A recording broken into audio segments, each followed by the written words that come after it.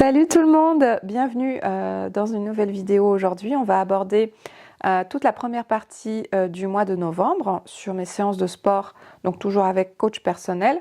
Et en deuxième partie de cette vidéo, je vais vous montrer un peu les baskets que je viens d'acheter et ça sera l'occasion pour vous de vous montrer tout simplement en visu les baskets que j'utilise actuellement pour courir.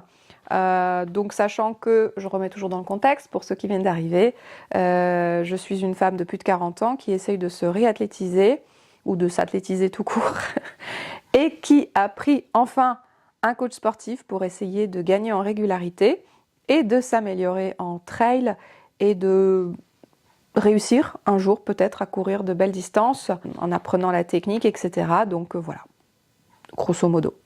Alors là, on est au 3e mois de ma pratique sportive, donc avec ce coach. Le premier mois, il a vraiment mis des séances pour découvrir qui j'étais, qu'est-ce que j'étais capable de faire, est-ce que j'avais de la régularité.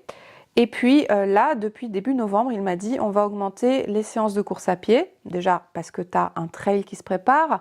Le 7 décembre, je vais courir le trail de Noël des Saisies dans la neige. Je vais courir une distance de 10 km avec 350 de dénivelé. Et déjà aussi parce que on veut travailler du foncier, donc on veut me faire augmenter ma capacité déjà pulmonaire à encaisser de la course à pied et aussi à travailler le foncier, ça veut dire en gros faire un peu plus de distance pour réussir à s'y mettre tout doucement, quoi, parce qu'il faut bien commencer quelque part. Et puis ce que je voulais préciser également, c'est que le type de séance que je vais vous montrer, c'est typiquement le genre de séance que vous pouvez vous aussi en fait faire si vous êtes un peu dans la même ambition de vouloir vous mettre à la course à pied avec assez peu d'expérience en la matière, même si moi je cours depuis quelques années déjà, parce que je courais déjà avant le Covid et je courais très régulièrement en fait. Mais en fait, je suis la reine de l'irrégularité. Et puis là, je remarque en fait avec l'âge que j'ai beaucoup perdu aussi en capacité pulmonaire. J'ai énormément perdu en muscles, en tout. Et là, je le sens notamment sur les allures. Alors les allures, il n'est pas du tout question d'allure dans mon plan d'entraînement pour l'instant, en tout cas pas en des termes chiffrés précis. Pour l'instant, on travaille vraiment à la sensation. Donc, il me donne des séances en me disant, voilà, là tu vas y aller plus fort, là tu vas y aller tranquillement. Et ça me va très bien pour l'instant de ne pas faire des maths parce que c'est pas mon fort, les maths. Je vais vous détailler en fait les séances que j'ai fait, qui m'a donné à faire, sachant que j'ai d'autres choses à faire à côté, mais c'est pas prioritaire. La priorité, c'est la course à pied et c'est vraiment faire du volume en course à pied qui est important pour l'instant. Donc, le 1er novembre, j'ai commencé par faire une grande session avec beaucoup de variations d'allure. À commencer par 15 minutes de course tranquille. Donc là, j'étais plutôt sur route. Puis 3 fois 3 minutes d'endurance fondamentale active. Alors, c'est de l'endurance fondamentale, c'est une course à pied tranquille où vous êtes capable de discuter, mais un peu plus fort. C'est-à-dire que là, on augmente d'un cran, quoi. On sort un peu plus les doigts. Et moi, c'est ça qui me manque en ce moment, c'est de me sortir un peu les doigts. Quand je cours, j'ai tendance à y aller vraiment tranquillou bilou, sans me poser de questions. Mais le jour où je vais faire un vrai trail, je vais me dire, mais attends, la goélette, elle est loin devant moi, quoi. Donc voilà, 3 fois 3 minutes en endurance fondamentale active avec des petits moments de repos d'1 minute. Puis, tout de suite, on enchaînait sur 15 minutes en endurance fondamentale, tranquille. Ensuite, 5 minutes au seuil. Donc le seuil, c'est quoi? C'est quasiment un sprint, mais c'est pas un sprint parce que tu peux pas tenir un sprint pendant 5 minutes. C'est une allure très intense, mais que tu peux tenir 5 minutes. Donc t'y vas quoi, hein, tu pousses sur tes jambes, tu tires sur les bras vers l'arrière, tu donnes et tu essayes de tenir comme ça pendant 5 minutes. C'est un peu ce que tu fais pendant un test de demi-Cooper où on essaye de calculer ta VMA qui sert de base à ce calcul. Là, c'est pareil, c'est une course à pied un petit peu plus rapide. Et enfin, 5 minutes de course à pied de retour au calme. Donc là, on peut mélanger avec la marche, on peut vraiment courir tout tranquillement, quoi. Donc, cette séance, c'était une grande séance avec beaucoup de variations d'allure qui m'a beaucoup plu, même si j'ai un peu merdé parce que les 5 minutes de seuil, je les ai faites en fait dans la forêt. où il y avait un peu des racines. On commençait à plus rien voir parce que les journées durent pas longtemps. Et donc voilà. Et en plus, j'étais un peu en montée. Donc les 5 minutes de seuil, je les ai vraiment sentis passer. Mais c'était une très bonne séance et j'aime bien ce genre de séance où il y a des variations d'allure. Le 4 novembre, j'avais un autre run à faire, donc 3 jours après. Je devais faire une séance d'1 heure où j'intercalais au milieu 6 fois 30 secondes d'allure très rapide et 6 fois 30 secondes d'allure lente. Voilà, donc ça c'était... Au final, j'ai dû faire 8 km en 1 heure. Voilà, donc vous voyez quand même tranquille quoi. Il n'est pas question pour l'instant d'aller trop fort. Ça ne sert à rien.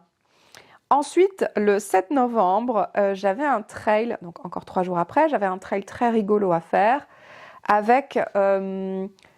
ça a duré, je crois, 1h30 ou 1h20 parce que, bon, j'avais fini ma séance quasiment, enfin, voilà. J'ai vu ma maison, j'ai fait « Ah, je vais rentrer ».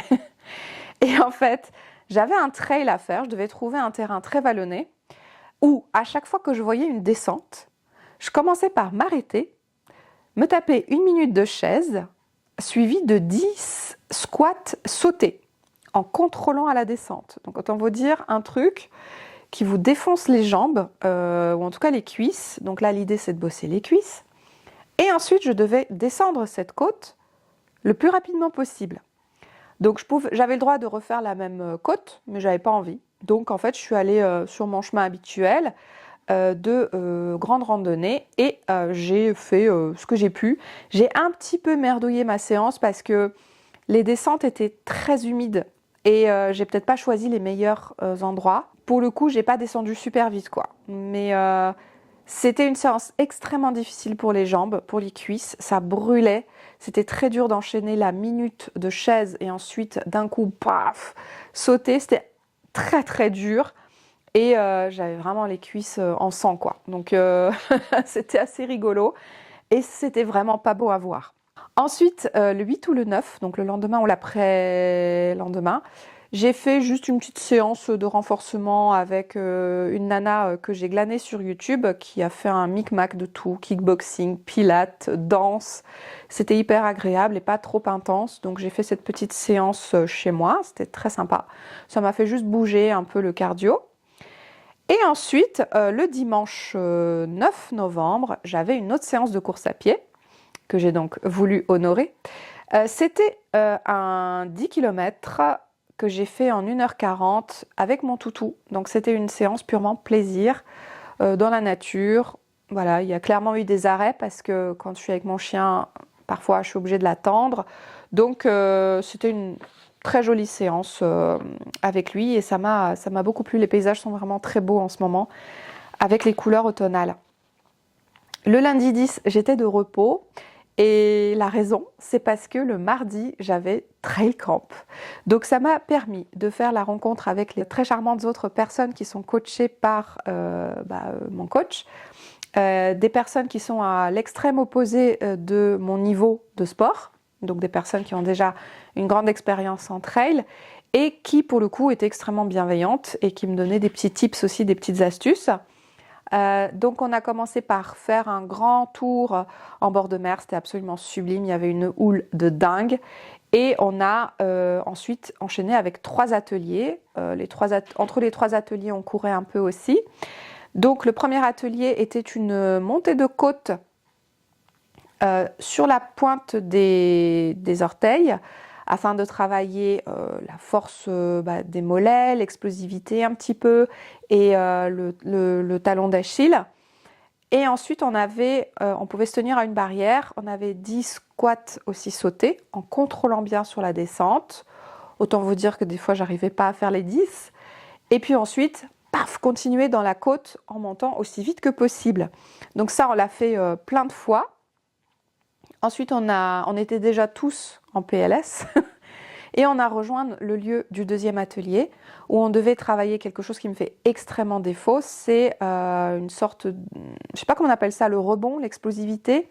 C'est quand vous devez faire des squats, quoi. Donc là, c'était un escalier. On devait monter cet escalier en faisant des squats et ensuite partir sur un faux plat montant et ensuite partir en allure VMA. Donc là aussi, je me suis adaptée à mon niveau et il m'a montré des astuces déjà pour comment faire mes squats correctement. Et voilà. Et de toute façon, j'étais cramée. Ensuite, on a couru pour rejoindre le 3e atelier où on a travaillé cette fois-ci les techniques de descente. On a aussi descendu comme des grenouilles en squat, sauté, des marches d'escalier et ensuite on faisait les montées en récupération et ensuite un peu en plus en explosivité toujours. Donc c'était des séances spécifiques au trail en travaillant à la fois les montées et les descentes avec différents aspects techniques et des groupes musculaires différents et on était tous cramés. Voilà, donc étant donné que après cette séance, je savais que j'allais avoir des courbatures pendant une semaine. Non, je plaisante. J'avais les plus fortes courbatures pendant 48 heures. Ensuite, ça a commencé à bien partir. J'ai tout soigné à coups de jacuzzi et de natation en soirée. J'ai fait une petite séance de natation. Rien à voir avec les séances de natation que je faisais avant quand j'étais en club. Là, j'ai uniquement fait de la brasse, coulée et du crawl. Voilà, sur une petite demi-heure. C'était très agréable en récupération. Et ensuite, j'ai un petit peu de gainage parce qu'il m'a prescrit une séance de gainage. Donc ça, c'est les séances type qu'il me fait. Ça peut être des planches. Là, c'était une planche dorsale, si je me rappelle bien. Voilà, il y avait plusieurs mouvements à même le sol, juste pour le renforcement. C'est le genre d'exercice qui ne me prennent pas beaucoup de cardio, qui ne me prennent pas beaucoup de temps et que je peux faire, voilà, tu vois, sans être obligée de prendre une douche derrière, quoi. Donc ça, c'est bien. Séance suivante de course à pied, c'était un trail, encore une fois, avec cette fois-ci, sur une durée de 1 heure, une séparation en 20 minutes d'endurance très tranquille. Ensuite, 20 minutes en allure assez forte, en 70% de VMA à 80%. Donc une course à pied soutenue parce qu'il faut quand même le tenir sur 20 minutes. Autant vous dire que c'était une séance très intense parce qu'il a fallu que j'adapte sur une durée de 20 minutes une allure que je serais capable de tenir, sachant que le terrain est légèrement vallonné, il y a des faux plats et que voilà, il a fallu que je tienne un peu cette allure sans parler en termes chiffrés, mais juste à la sensation. Je ne regarde pas forcément ma montre, mais je me dis, ok, est-ce que je suis en train d'aller à peu près à la même allure que tout à l'heure? J'essaye de tenir. Et au bout de ces 20 minutes, j'avais un retour au calme, 20 minutes de course à pied très tranquille, où j'ai un petit peu alterné avec de la marche parce que je vous avoue que j'étais cramée. Donc, ça, c'était mes dernières séances de course à pied. Et puis, je me suis rajouté le dimanche matin une marche, puisqu'il y avait une marche de 11 km proposée par mon village. Et on a donc fait une grosse balade avec les chiens, avec les chaussures de rando, parce que de toute façon, le terrain était détrempé. Et on était déjà debout depuis 7h30, ce qui pour un dimanche pique un peu, non, 6h30. Parce qu'on avait une séance avec les chiens juste avant. En fait, on est de bon matin à 8h. On avait une séance d'éducation avec nos chiens. Donc, on leur a fait faire de l'athlé, etc. Et c'était assez cool. On a aussi couru un peu. Hein. Donc, on était déjà un petit peu réveillés, on va dire. Donc, voilà, cette petite marche de plus de 3h, 3h30, je crois. C'était vraiment super. Nos chiens étaient claqués. C'était super. Et ça a bien conclu la semaine. Aujourd'hui, on est le lundi 17. J'ai une séance de vélo prévue, mais je vais certainement vous filmer ça pour le prochain vlog. Sinon, cette vidéo va être beaucoup trop longue et ce n'est pas le but de ces petites vidéos sport. Et je voulais en profiter pour vous montrer ma commande qui est arrivée. Lors de ma dernière séance trail avec mon coach, j'ai pu voir que mes chaussures étaient complètement usées. Il s'agit en fait des Altra Lone Peak. Donc désolée, elles sont vraiment très crades, elles sont toutes déformées. Je les ai achetées il y a 1 an dans une boutique de course à pied qui propose les Altra. Donc ça, c'est les Lone Peak, le modèle 8 qui est déjà sorti de gamme. Maintenant, il est remplacé par les Lone Peak 9.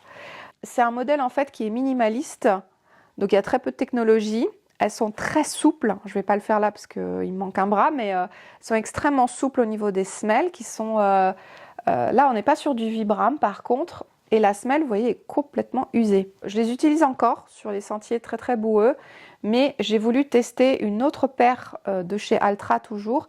Ce sont des chaussures volontairement très larges sur l'avant parce que ce sont des chaussures prévues dans l'esprit un peu barefoot, pieds nus, pour laisser le maximum de place à vos orteils. Parce que quand vous courez avec vos orteils coincés comme ça, ou vos orteils un petit peu élargis, ça a une énorme différence au niveau de la foulée, de la course à pied, mais aussi au niveau des impacts et de la capacité de vos doigts de pied de se positionner sur le sol. Mais ce qui me manquait un petit peu sur toutes mes chaussures de toute façon, parce que toutes les chaussures que je vais vous montrer aussi, c'était un petit peu d'amorti. J'ai clairement là mes kilos, je les sens, et je voulais un tout petit peu d'amorti. Donc j'ai trouvé chez Altra toujours les Montblanc Speed. Donc c'est un modèle qui existe avec ou sans plaque carbone. Là il n'y en a pas. La semelle est cette fois-ci en Vibram. Il y a des très très bons crampons. C'est des chaussures qui s'adaptent parfaitement sur des sentiers type montagne, forêt, etc. Pas des sentiers extrêmement boueux. Néanmoins, ce sont des chaussures avec une semelle peut-être un tout petit peu plus épaisse, mais on est toujours en drop 0. On est toujours à plat complètement. Donc c'est quand même le travail du pied qui va faire et de la jambe qui va faire toute la différence. Et ce sont des chaussures qui sont quand même axées plus pour des coureurs confirmés, c'est ce que j'ai vu, pour faire de la vitesse. Alors je vais les tester, je ne les ai pas encore testés. À mon avis, je ne vais pas courir plus vite avec, faut pas rêver. Mais je veux vraiment tester cette chaussure pour le côté amorti, qui peut être très très très agréable. Et ce qui me saoulait sur mes précédentes chaussures, c'était en fait le lacet qui a tendance à se défaire assez souvent parce que je fais toujours des petits nœuds de Mickey au niveau de mon laçage. Et en fait, ça se défait assez régulièrement. J'ai envie de voir si celle-ci, il y a une petite différence au niveau du montage des lacets. Et je voulais aussi vous montrer les deux autres paires de chaussures que j'utilise le plus souvent en course à pied. Quand je fais uniquement de la route, je ne m'embête pas. Je prends ces vieilles Mizuno que j'avais achetées en solde à 80 balles dans une boutique aussi de running. Donc celle-ci, clairement, c'est en fait pour les petits chemins et pour la route. Et ce sont des chaussures dans lesquelles mon pied a tendance à un tout petit peu glisser. Donc elles ne sont pas forcément très très agréables de toute façon quand il y a du dénivelé. C'est pas fait du tout pour du dénivelé. C'est les Wave Shadow. C'est un modèle assez standard. Et là aussi, j'ai le pied relativement à plat. Je crois qu'il n'y a quasiment pas de drop dans ces chaussures. Donc ça, c'est ce que je prends quand je vais faire une petite course voilà, sur un petit sentier plat. Notamment l'été, j'ai beaucoup couru avec. Et aussi les Merrell. Donc celles-ci aussi sont absolument déglinguées, désolée. Les Merrell sont très très bien aussi pour le côté barefoot, pour avoir beaucoup d'aisance au niveau des doigts de pied. La semelle est super, j'adore ces semelles, même si là aussi elles commencent à être un petit peu rincées. Je les ai moins utilisées parce que ce sont des chaussures que je ne mets pas sur des grandes distances. C'est des chaussures que je mets voilà, quand je vais courir 20 minutes max. Donc c'est pour ça qu'elles ne sont pas encore complètement détruites. Mais je les aime bien parce que je trouve qu'elles tiennent bien sur des sentiers un petit peu plus boueux. Vous voyez, ça va un peu moins bouger. Et j'apprécie courir avec pour retrouver vraiment cette sensation de courir quasiment pieds nus. Donc là, je fais super gaffe à mes foulées. Je fais attention s'il y a des petits cailloux, des pierres. De toute façon, vous les sentez. Donc c'est des chaussures qui vous apprennent à être beaucoup plus doux avec vous-même et à y aller vraiment progressivement en course à pied. Donc c'est peut-être pas une si mauvaise idée de commencer la course à pied avec ce genre de chaussures, à condition d'avoir une deuxième paire dans son sac et d'alterner. En fait, c'est ce que me disait mon kiné à l'époque. Tu prends celle-ci, tu cours, on va dire, 10 minutes, et puis tu changes, tu mets tes anciennes chaussures, et ensuite tu rechanges, etc. Ou alors tu les utilises que pour les petites sorties, voilà, les sorties de 20-30 minutes max. Au début, il m'avait même dit tu devrais même les porter que 5 minutes parce que ça va clairement modifier ta foulée, ta course à pied Et c'est sûr que ce genre de chaussures-là, faut s'habituer. Là, on est clairement, il y a zéro amorti, quoi. T'as le pied et le sol. Hein. T'as juste une micro-semelle. Donc, c'est sûr que le revêtement du sol, tu le sens. C'est pas des chaussures avec lesquelles tu vas aller courir sur le bitume immédiatement, quoi. C'est des chaussures que tu vas utiliser sur des sentiers afin de vous familiariser un petit peu avec cette sensation-là, quoi. Donc, voilà pour ces achats. Donc, vous voyez, en fait, pour courir, j'ai 3 baskets et demie, parce qu'en général, quand j'en ai une qui est rincée, je la jette. Je vais pas, je m'embête pas avec pendant 6 ans. Je suis pas du genre à stocker des vieilles godasses. À partir du moment où elles sont rincées, elles sont rincées. Je m'en sépare. Là, celles-ci, là, les vertes, je vais encore les garder un petit peu parce que en ce moment il fait très très très boueux, donc j'aime bien les prendre. Et puis j'ai encore un petit peu de tenue, hein, je veux dire, faut pas abuser.